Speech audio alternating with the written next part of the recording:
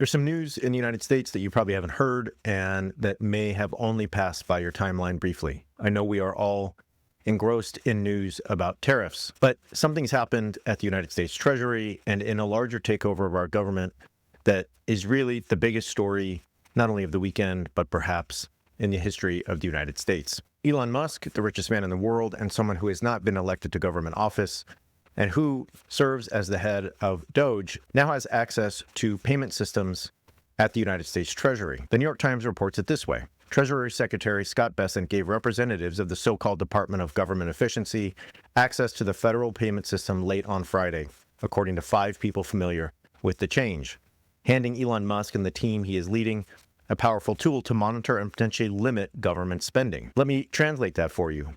Someone who is not elected and has not worked for an official government office has gained access to the payment systems of the United States Treasury, meaning he has access to things like Social Security payments and others. He's now on social media bragging about what he is doing, claiming that his team is trying to cut $4 billion a day from the U.S. budget. Ruth Ben-Ghiat, the historian and author of Strongmen, called this a national emergency.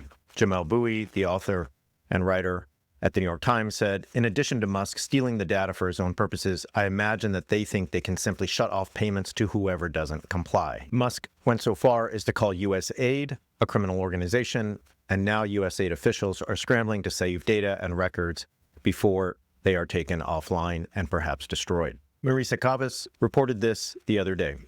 It's like a bank heist, and the bank is America, a source in the federal government told me. Not really being hyperbolic to say control of those systems would allow an extremely fast collapse of the economy. Imagine it's a plumbing system and someone takes a sledgehammer to the central pipe.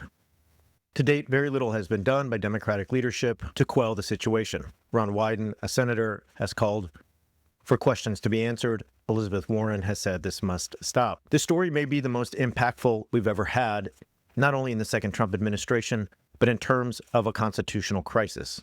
An unelected official, someone who's been appointed to a nebulous position by the president, has supplanted Treasury officials and gained access to the payment systems of the United States government. If Congress cannot act, if the judicial branch does not put a stop to this, we are in a place where our Constitution has been overstepped, and we essentially are living with an unbound executive.